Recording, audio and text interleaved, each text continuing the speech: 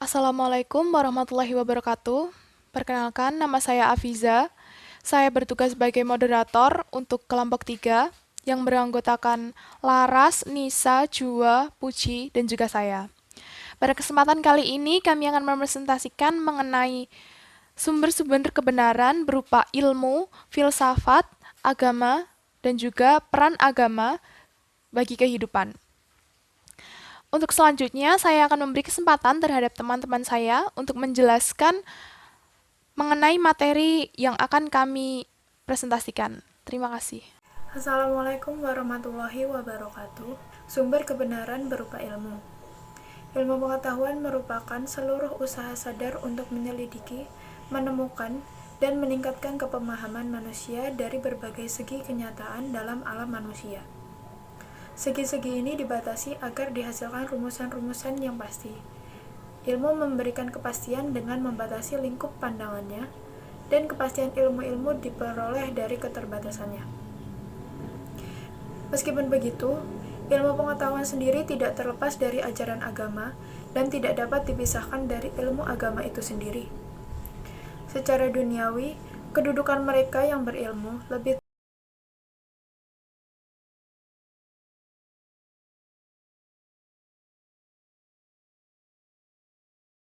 sebab Islam adalah agama yang sangat menghargai orang yang berilmu dan menjunjung tinggi ilmu pengetahuan. Dalam surat Al-Alaq telah dijelaskan bahwa Allah telah memuliakan atau menjunjung tinggi martabat manusia melalui membaca. Artinya, dengan proses belajar mengajar itu, manusia dapat menguasai ilmu-ilmu pengetahuan, dan dengan ilmu-ilmu pengetahuan ini, manusia dapat mengetahui rahasia alam semesta yang sangat bermanfaat bagi kesejahteraan hidupnya. Al-Quran dan Hadis merupakan sumber ilmu yang dikembangkan oleh umat Islam dalam spektrum yang seluas-luasnya. Selain dijadikan pedoman hidup, Al-Quran dan Hadis juga sebagai sumber ilmu dan sumber hukum serta ajaran Islam yang mana Al-Quran dan Hadis tersebut tidak dapat dipisahkan karena merupakan satu kesatuan. Kesadaran para ilmuwan muslim yang bersumber dari Al-Quran dan Hadis memicu pencapaian terbesar dalam ilmu pengetahuan. Sifat lain yang diajarkan oleh Al-Quran dan Hadis kepada kaum muslim adalah keterbukaan pikiran, yang memungkinkan mereka mendapatkan ilmu pengetahuan dari peradaban lain tanpa prasangka. Diketahui bahwa dalam Islam, tidak ada satupun ilmu yang berdiri sendiri dan terpisah dari bangunan epistemologis Islam. Ilmu-ilmu tersebut tidak lain merupakan penjelasan yang mengafirmasi wahyu yang sebenarnya pasti. Al-Quran adalah kitab induk, rujukan utama bagi segala rujukan, sumber dari segala sumber, basis dari segala sains dan ilmu pengetahuan. Al-Quran adalah buku induk ilmu pengetahuan di mana tidak ada satu perkara apapun yang terlewatkan. Semuanya telah diatur di dalamnya, baik yang berhubungan dengan Allah Subhanahu wa taala, habluminallah, sesama manusia, habluminanas, alam, lingkungan, ilmu akidah, ilmu sosial, ilmu alam, ilmu empiris, ilmu agama, dan umum sebagainya. Dalam Quran Surat Al-An'am ayat 38. Pada dasarnya, hakikat ilmu pengetahuan adalah untuk mencari kebenaran secara ilmiah.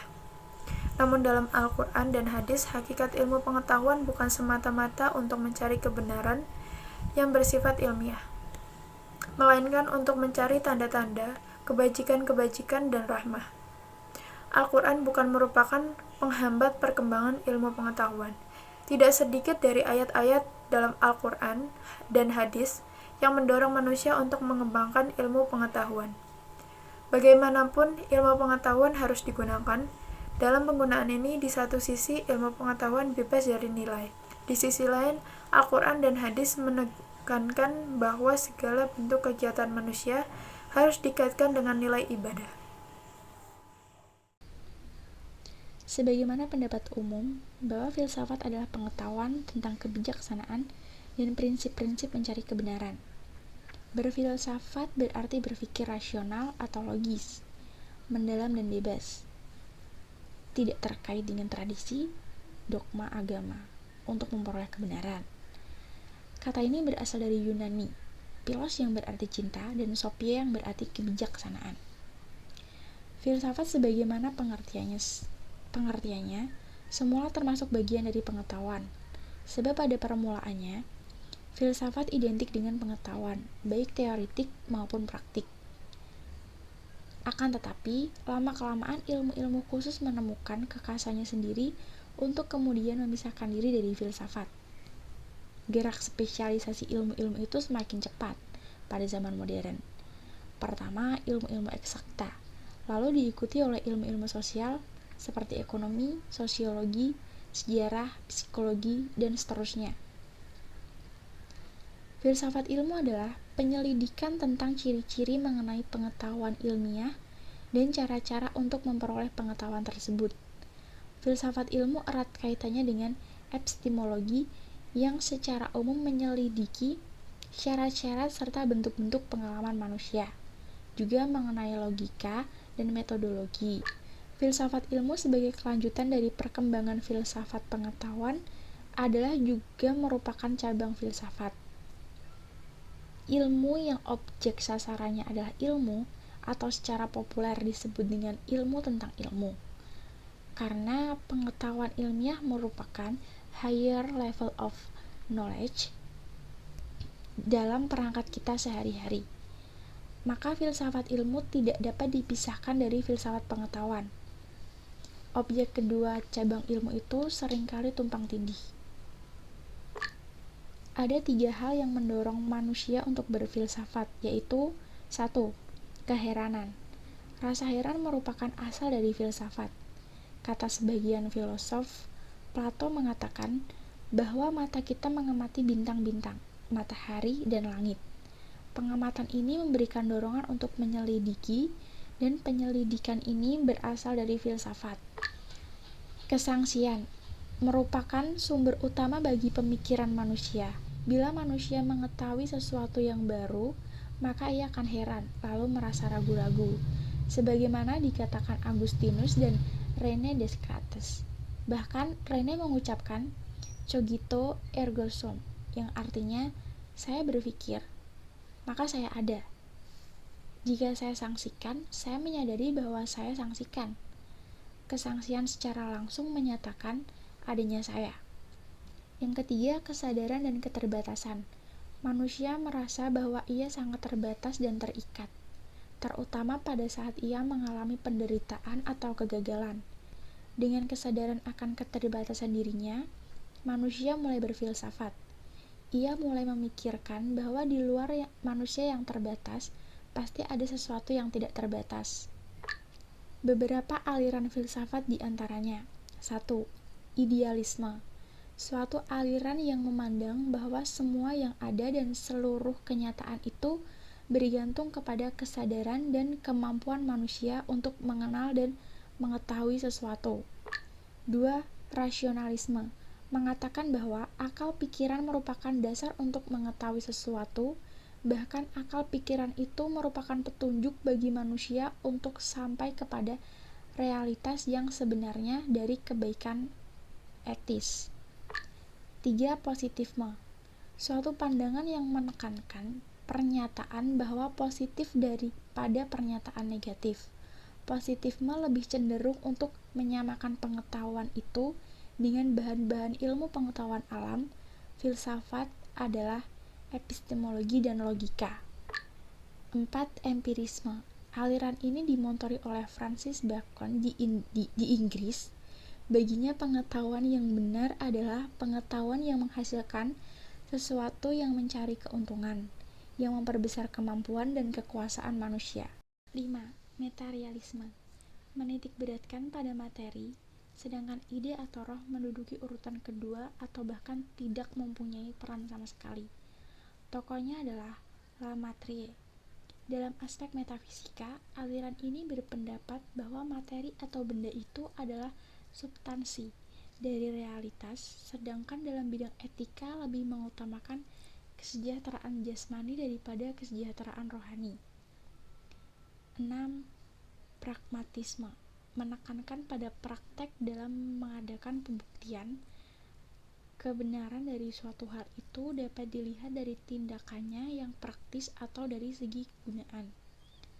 Menurut aliran ini, berpikir itu mengabdi pada tindakan dan tugas pikir untuk bertindak. Intuisionisme. Batas-batas pengetahuan ditentukan oleh jenis-jenis alat yang kita gunakan untuk memperoleh pengetahuan. Agama Islam. Agama Islam adalah agama yang dibawa oleh Nabi Muhammad SAW. Dengan agama inilah Allah menutup agama-agama sebelumnya. Allah telah menyempurnakan agama ini bagi hamba-hambanya. Dengan agama Islam ini pula, Allah menyempurnakan nikmat atas mereka. Allah hanya meridhoi Islam sebagai agama yang harus mereka peluk. Oleh sebab itu, tidak ada suatu agama pun yang diterima selain Islam. Agama Islam ini telah merangkum semua bentuk kemaslahatan yang diajarkan oleh agama-agama sebelumnya. Agama Islam yang beliau bawa ini lebih istimewa dibandingkan agama-agama terdahulu, karena Islam adalah ajaran yang bisa diterapkan di setiap masa, di setiap tempat, dan di masyarakat manapun. Agama Islam adalah ajaran yang mencakup akidah atau keyakinan dan syariat hukum. Islam adalah ajaran yang sempurna, baik ditinjau dari sisi akidah maupun syariat-syariat yang diajarkannya. 1. Islam memerintahkan untuk menauhidkan Allah Ta'ala dan melarang kesyirikan. 2. Islam memerintahkan untuk berbuat jujur dan melarang dusta. 3. Islam memerintahkan untuk berbuat adil dan melarang aniaya. 4. Islam memerintahkan untuk menunaikan amanat dan melarang berkhianat. 5. Islam memerintahkan untuk menepati janji dan melanggar pelanggaran janji. 6. Islam memerintahkan untuk berbakti kepada kedua orang tua dan melarang perbuatan durhaka kepada mereka. 7. Islam memerintahkan untuk menjalin silaturahmi, hubungan yang kekerabatan yang terputus dengan sanak famili, dan Islam melarang perbuatan memutuskan silaturahmi. 8. Islam memerintahkan untuk berhubungan baik dengan tetangga dan melarang bersikap buruk kepada mereka. Dan masih banyak lagi. Secara umum dapat dikatakan bahwasanya Islam memerintahkan semua akhlak yang mulia dan melarang akhlak yang rendah dan hina. Islam memerintahkan segala macam amal salih dan melarang segala amal yang jelek.